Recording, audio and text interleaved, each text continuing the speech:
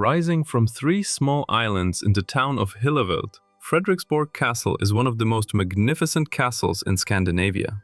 Surrounded by a lake and formal gardens, the castle stands as a masterpiece of Renaissance architecture and one of Denmark's most treasured historic landmarks. The castle was commissioned in the early 17th century by King Christian IV, one of Denmark's most ambitious and influential monarchs. Built on the site of an earlier royal residence, Frederiksborg was intended to showcase the wealth, power, and prestige of the Danish crown during a period of national expansion.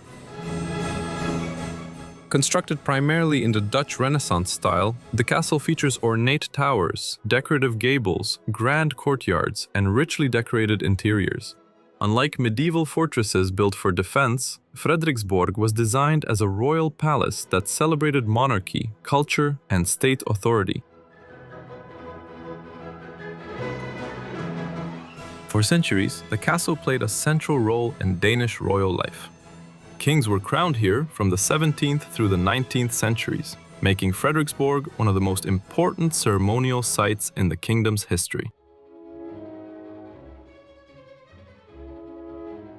A devastating fire in 1859 destroyed large sections of the palace, threatening the loss of one of Denmark's greatest architectural treasures.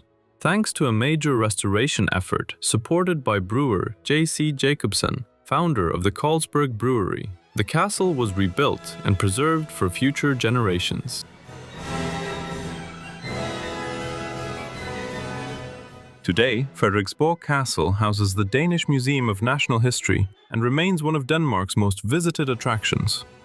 Reflected in the water surrounding its islands, the castle continues to symbolize the grandeur, resilience, and cultural heritage of the Danish monarchy.